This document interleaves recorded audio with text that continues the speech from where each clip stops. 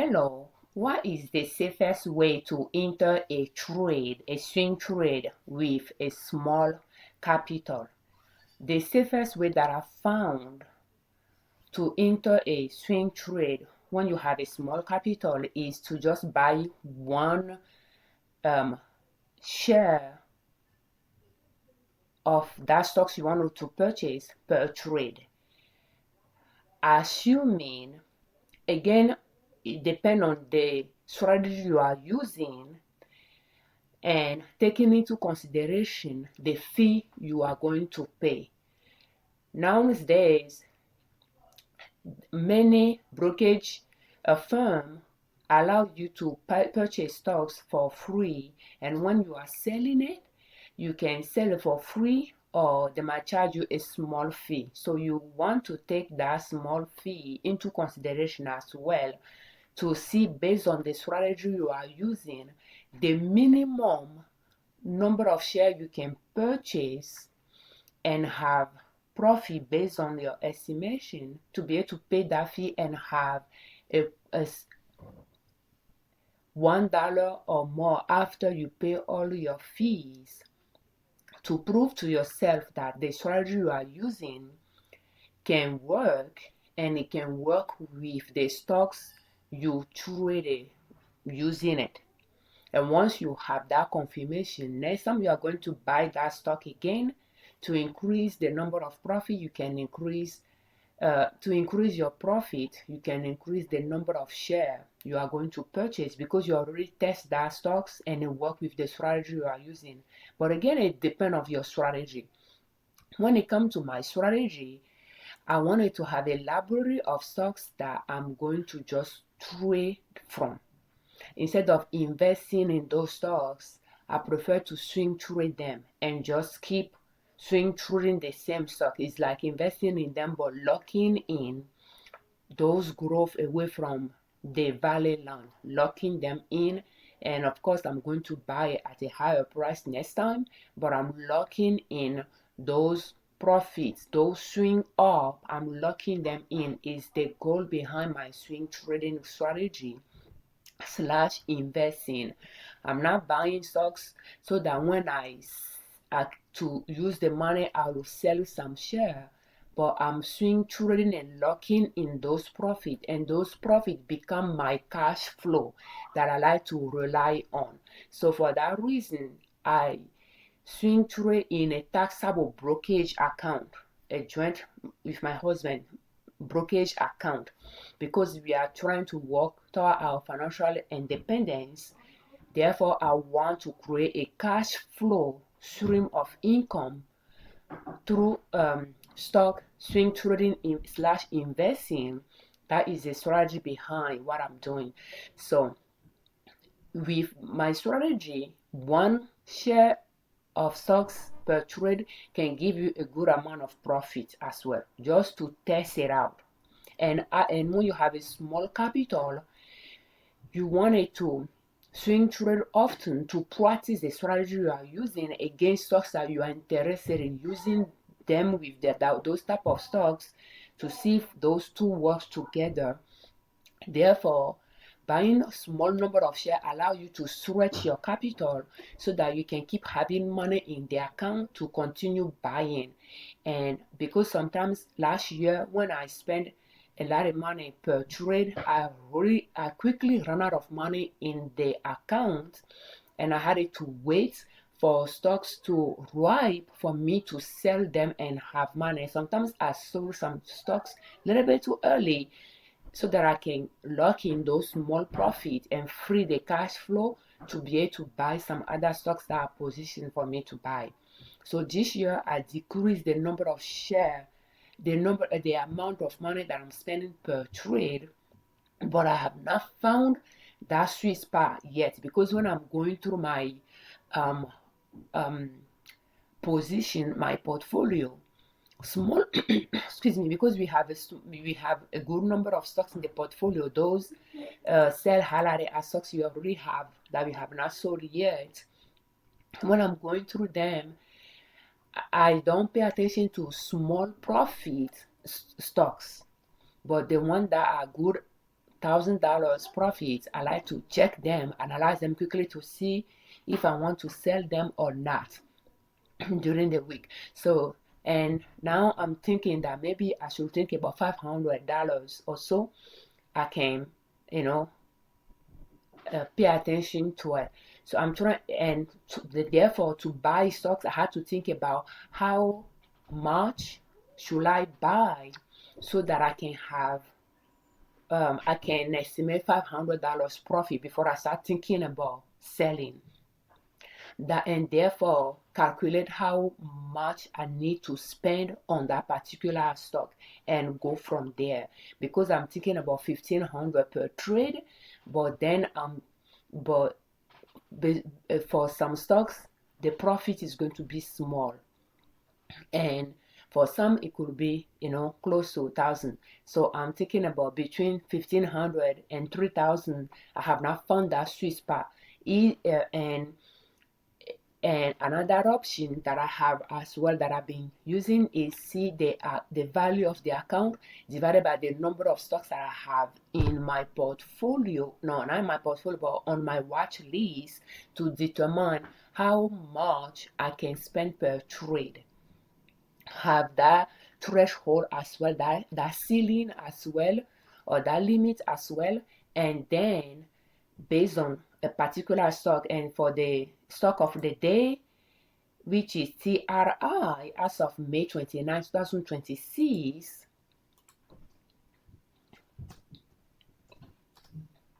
For instance, looking at TRI, I know that the highest price, which is my exit point by default, before I start considering selling, 218, and runner is at 84. I will say 214 minus 84 is 130. So if I want to consider 1,000 profit when I'm evaluating my portfolio at a glance to see if this stock is worth analyzing to see if I want to sell it. How much was, let's do it again.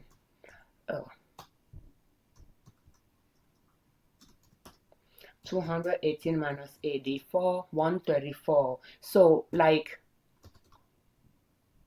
let's wait, divided by 134 is 7 share. So 7 share times 84 will be 588. So I need to spend about 588 on this, and by the time it's exceeding this price here, it'll be in the $1,000 profit in my portfolio, and then I can come here to see it to see if I wanted to sell it or if I want to hold on to it longer. So those are things I'm working through, and I know that it's a learning process. I keep learning, and I know that I need to continue adding money to the account as well, to continue growing the account to be able to afford to spend a good amount of money on each one of those stocks if I want to target $1,000 profit per trade. But if we want to target $500 profit per trade, it will be half this. But again, it's my 3rd year swing trading, and in 2024, when I was trading using short option swing trading strategy, few $100, sometimes less than $100, was okay, because I traded these stocks in 2024. We have the date on the x-axis from the past to the present, and the price on the y-axis from $0 up, and we are using daily chart. So every single bar is a day time frame. And looking at this stock in 2024, we purchased and sold within days or few weeks. Arrows facing upward are where we purchased, arrows facing down are where we sold. So I traded multiple times, but in 2020, like this year, I prefer to use long option and swing trading strategy, which consists of determining the value line that I want to buy it at. We are on maximum chart here, and this is the value line, and I make a purchase there, but it continues dropping, and I don't know if you want to come all the way here or what, but when it reaches somewhere here, I purchase it again. So determine the value. So here the value is not clear since it dropped past this area, but again, determine the value and buy at the valley and wait until it surpasses all-time highest price. Since I'm using maximum chart, it's going to show me all-time highest price, and then I can start thinking if I want to sell it or if I want to stay in the trade longer, depending on how long the previous all-time highest price lasted. When I'm looking at this one, when it exceeded, it touched base with the valley line, exceeded this, it didn't continue too long, and then it was done and came back again. But from this one, for this cycle, when it exceeded there, it went up for 2 years or so before it was done. So I don't know if next time that is going to, when it's going to continue going up, if it's going to take another 2 years before it's done.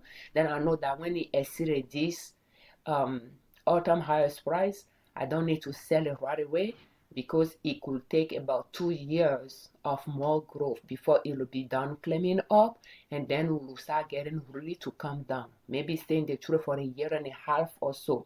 So because of that strategy, when you buy around the valley line and you are selling it after all-time highest price, and there is a potential of making $134 per trade.